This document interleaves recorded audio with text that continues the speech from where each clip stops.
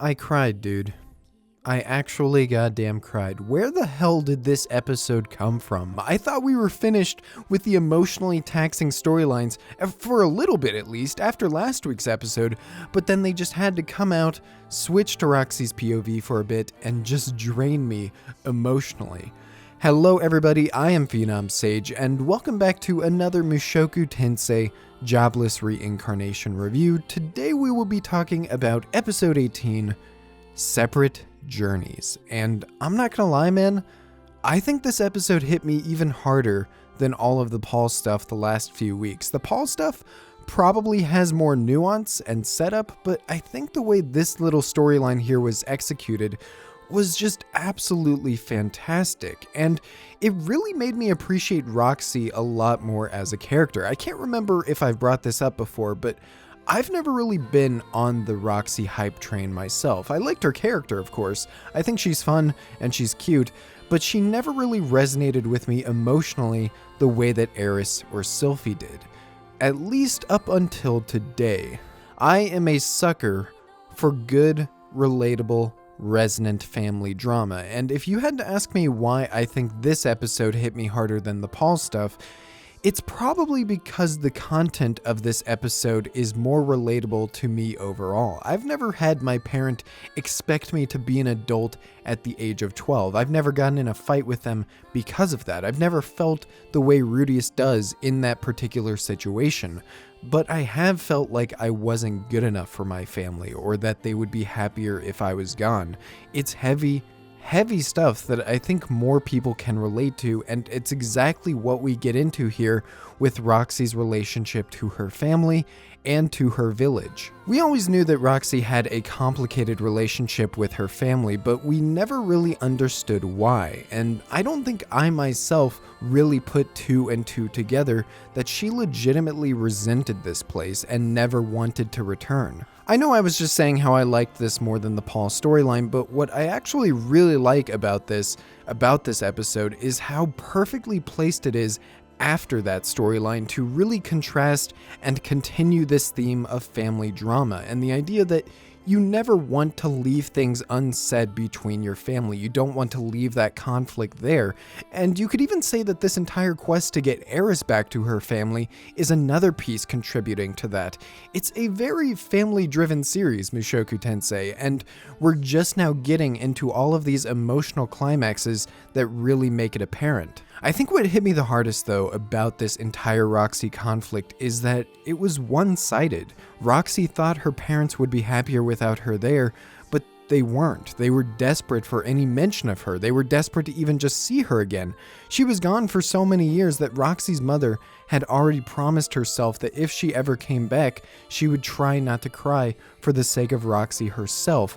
It's really touching, it's really endearing, and it just shows how deep those kinds of trauma can go. When Roxy comes back, she clearly sees that her family wants her there, and yet she still feels like an outsider to the point where she's willing to leave immediately until her mother starts crying.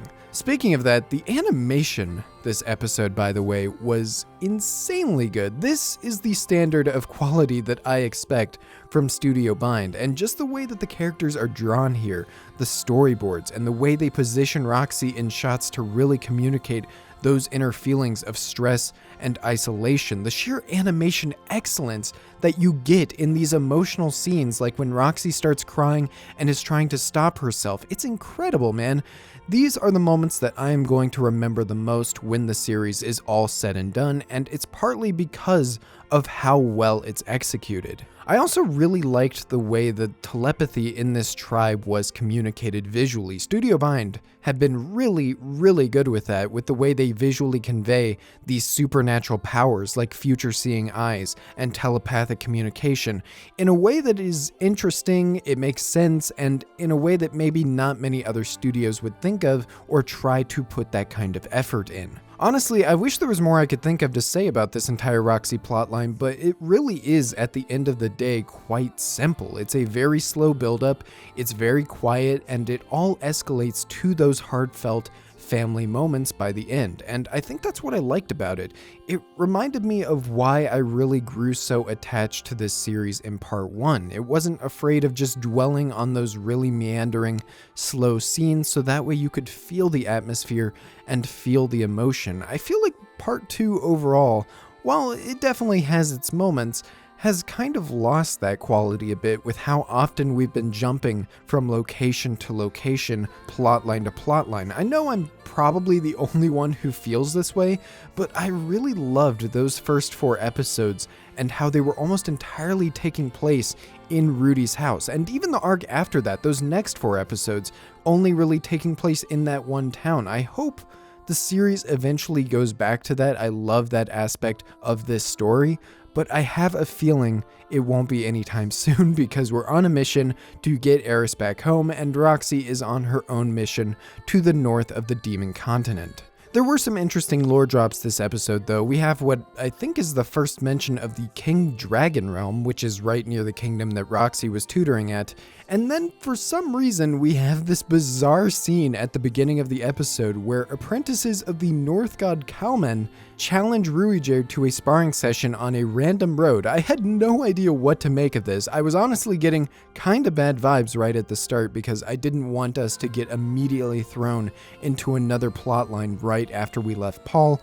But that was a false alarm. They moved on pretty quickly. I honestly have no idea what that was about, other than just to show that they're still handing out those statues. The most interesting one, though, is the full confirmation that the horse guy Nokopara is indeed connected to Roxy and her old party. If I wasn't told this ahead of time, if I didn't know that from reading other discourse, this would probably be a huge surprise to me, and I'm glad that they had a little scene with them connecting, and I'm wondering on rewatch if I'll be able to sympathize with this guy more, now that I know that he's actually not that bad of a dude.